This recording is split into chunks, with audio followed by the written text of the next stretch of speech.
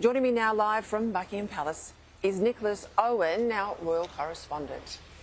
We'll get on to the events of the day in a moment, but let's just touch on Princess Anne, well known and much loved in Australia. She has assumed a very difficult role, but a role I would regard, I think, that she would see with honour. Absolutely. Yes, she's quite a formidable figure, actually. She's very much a chip off the old block of her father, Duke of Edinburgh, Prince Philip. Doesn't suffer fools gladly. Tough lady all round. Very popular in Scotland, particularly. So it was no surprise, really, to see that she played such a key role, accompanying the coffin, that long, long journey from Balmoral all the way to the capital in Edinburgh, and will be playing that role right the way through. She'll accompany the coffin on the plane tomorrow as it flies down, comes back here to London, and just the sort of duty that she has embraced all her life. As you say, the hardest working royal, amazing number of engagements she does.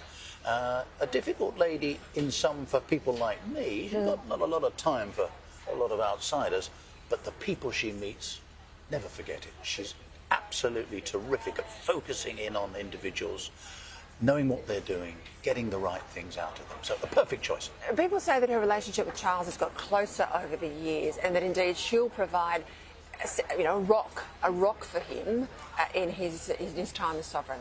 I think that's right. I mean, it's a strange family in some ways. Charles and Anne came along before the Queen, before she became Queen, and then the others followed afterwards. So they're a particular bond. I think that would be right. I wouldn't have said, in all honesty, especially close as siblings, but inevitably, with what's happening now, it's bound to bring them closer together. There are going to be so many things that the new king is going to have to do. He did a lot as Prince of Wales, but this is a whole new dimension, and he's going to be relying more and more on his sister. There's no doubt about that. Yeah, particularly with Andrew, and I'm sure we'll come back to Andrew and the question of Andrew, the problem of Andrew over the next few days. Take us through what's happening in Edinburgh today, because we know her coffin rested at Hollywood House last night. That's the Royal Palace for her in Edinburgh. It will now move to a ceremony at St Giles. There's a lot of significance there. Well, it is very significant. It's a bit like a mirror image of what will happen here in London. St Giles is the principal religious place in Scotland, and very important that she should be seen there. And members of the public will be invited to come in and go around and see the coffin. Goodness knows the queues are going to be so big in London. It's there for 24 hours, isn't it? It's 24 hours. Frankly, I don't think that'll be enough, but that's the way it has to be. And at one stage, members of the royal family, Princess Anne, who you talked about, the new king, and the others, will also have a chance to go in. At that point, I'm certain, the public will be asked to wait. They'll go in, see the coffin, go round, and then come out again. Very, very significant. And then the other thing that happens is that the Prince of...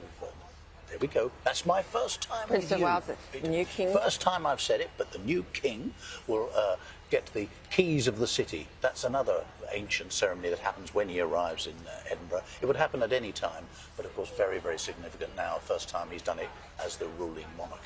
And of course we'll have the imagery that we'll all remember so well from the funeral of Diana, the Princess of Wales. She wasn't at that time, as we know. The male, and of course Anne as well this time, processing behind the hearse. Yes, that's right. I mean, the talk is not quite sure. I don't think anybody's really sure. They're probably still discussing it themselves, but I think they will all her 4 children will be behind that coffin. I can't imagine they won't be.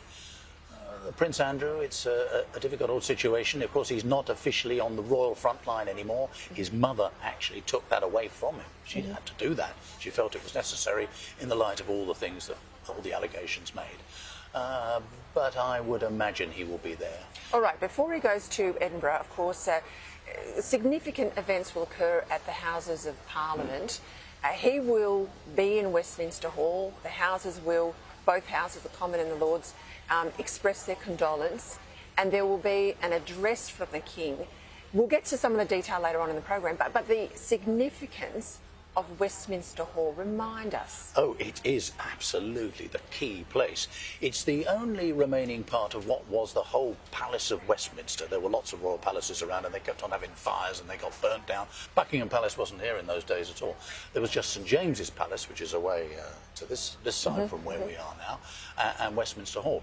And Westminster Hall, particular royal point about it is that that's where the sovereign can always go. That's theirs, if you like. It has to be invited into the House of Commons, which is the elected representatives, or the House of Lords, the people who've got their titles one way and another. Either they got them because their family had them or they're nominated to do it. Westminster Hall is key, but it has a fascinating history. Very, very briefly, Henry VIII was there.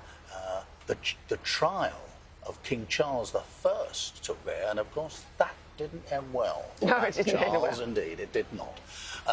But it's figured throughout our history. The lying in state there of Winston Churchill back in 1965. The Queen Mother's coffin rested there as well. History on absolutely coming off the walls at you. It's a hugely significant place, and this will be a hugely significant event. We go back to about the 1600s, don't we? That was the last time we had a King Charles.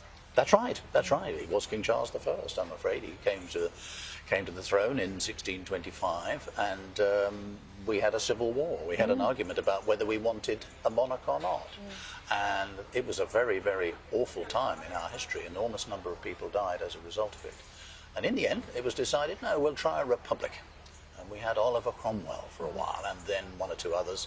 And then very rapidly, this country thought, no, I'll tell you what, we want this sort of thing. We want our monarchs back. And some of my audience at home will be saying there are some lessons there for Australia, but we'll come to that a bit later in the program. I couldn't possibly comment. We'll leave it there. Thank you, Nicholas. Nicholas Owen there joining us, as he will on and off throughout the week.